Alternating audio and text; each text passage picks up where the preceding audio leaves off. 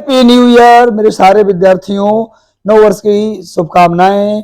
आने वाले साल में आप जो चाहते हैं वो सब आपके जीवन में सफलतम तरीके से हो जाए। हम चाहते हैं कि वो हर खुशियां आपको मिले जो आप चाहते हैं, लेकिन सभी खुशियों के पीछे दो बातें इंपॉर्टेंट होती है। मैं नए साल में आप लोगों को एक संदेश देने आया हूं। देखिए, एक तो है कि अटूट मेहनत, बिना मरे इस धरती पर स्वर्ग किसी को नहीं मिला। धरातल पर स्वर्ग पाने के लिए लगातार मरना पड़ता है, यानी मेहनत करना पड़ता है, सारी खुशियों को त्याग कर किताबों के साथ जीना पड़ता है।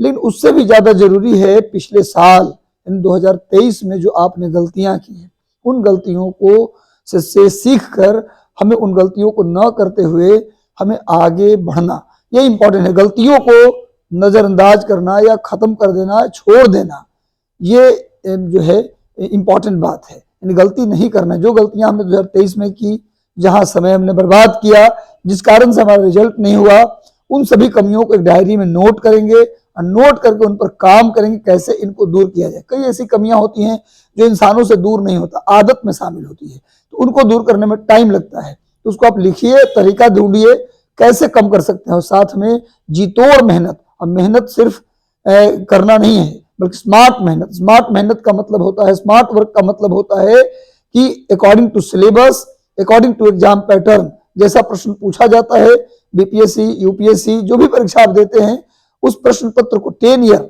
10 साल के पूछे गए सवालों को आप जरूर निकाल लीजिए और निकाल कर उसको आप देखिए किस सेक्शन से कहां से प्रश्न आए हैं, सिलेबस का कौन सा पार्ट ज्यादा इंपॉर्टेंट है। जहां से हर साल सवाल आते हैं उसको एक अलग लिख लीजिए, और जहां सवाल कभी कभार आया है उसको अलग लिख लीजिए। पहले जहां से बार बार सवाल आए हैं उसको, उस चैप्टर को अच्छे से पढ़ लीजिए, उस प्रश्न को अच्छे से पढ़ लीजिए, और बाद में फिर धीरे धीरे अगर समय बचे तो उन सभी टॉपिक को पढ़ लीजिए जो सिलेबस में लगा है। पर आउट ऑफ सिलेबस हमें नहीं पढ़ना, क्योंकि तत्काल हमें अपने सपनों को पूरा करना है। पढ़ने को बहुत कुछ है, लेकिन सबसे पहले हमें प्राथमिकता तय करनी चाहिए। नए साल में सबसे पहले तो अपनी प्रायोरिटी तय कीजिए कि आपको इस साल सबसे पहले क्या करना है। तो जो लाइफ के लिए आपका सबसे जरूरी चीज है, लिखिए कि साल कम से कम इसको अचीव करना है, क्योंकि ये नहीं तो कुछ भी नहीं। क्योंकि सरकारी नौकरी समझता हूँ बिहार, उत्तर प्रदेश के जो हमारे स्टूडेंट्स हैं, या फिर हरियाणा, पंजाब, या फिर राजस्थान के जो मेरे बच्चे हैं, या नॉर्थ ईस्ट के बच्चे, मुझे लगता है सरकारी नौकरी उनकी प्रायोरिटी में शामिल है, जैसा आज का कंडीशन है। तो सबसे पहले नौकरी लेना है तो उसके सिलेबस को निकालिए, प्रीवियस पेपर को निकालिए और देखिए कौन इंपॉर्टेंट टॉपिक है सिलेबस का, सबसे पहले उसको, और फिर समय बचे तो पूरी सिलेबस। और कम से कम डेली 1-2 घंटे न्यूज़पेपर पर आप सब जरूर, न्यूज़पेपर में बोल रहा हूँ, मैगजीन नहीं, जो आप सुनते दृष्टि IAS तो विजन IAS, ये नहीं, सबसे पहले न्यूज़पेपर पर कम से कम 1.5-2 घंटे समय दीजिए। बच जाए तो मंथली मैगजीन, चाहे विजन है, दृष्टि है, किसी का भी पढ़ लीजिए, कोई उससे मतलब नहीं है। तो लगातार मेहनत कीजिए, हारना नहीं है गुरु, क्योंकि हारना जीवन में कभी हारने जैसी कोई चीज होती नहीं, खत्म होने जैसी कुछ चीज होती नहीं। नया साल है, नई उमंग के साथ, नई जोश के साथ आप लगातार मेहनत कीजिए, क्योंकि नए साल भी भारी वैकेंसी बिहार में लेकर आएगा। ऐसे में आप यदि लग जाते हैं तो निश्चित रूप से कोई ना कोई ऐसा लम्हा आएगा जो आपको सरकारी नौकरी या फिर बढ़िया पद दे जाएगा।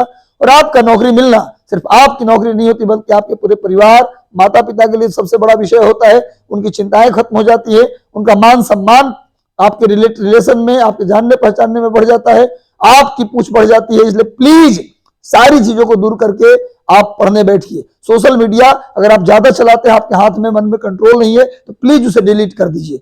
ऐसा नहीं, अगर आपके मन में कंट्रोल है, आप कुछ विशेष बात नहीं करते, आधा घंटा देख लेते हैं इंस्टाग्राम, फेसबुक, तब तो चलेगा। लेकिन लगातार आपसे कंट्रोल नहीं होता, 5-5 घंटे देखते हैं, तो प्लीज डिलीट कर लीजिए, कोई फायदा उसका नहीं है।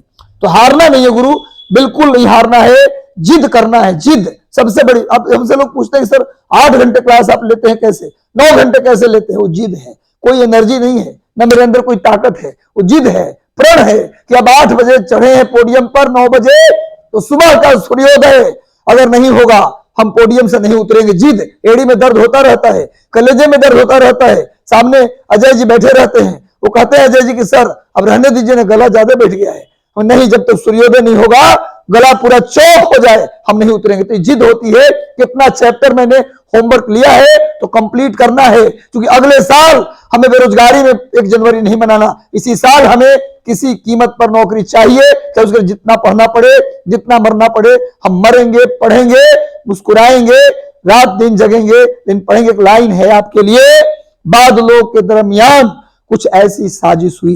एक लाइन सुन लीजिए, बड़ी इंपॉर्टेंट है, हमेशा आपको प्रेरित करेगा। बादलों के दरमियान कुछ ऐसी साजिश हुई, मेरा मिट्टी के घर था वही बारिश हुई। मेरा मिट्टी के घर था वही बारिश हुई।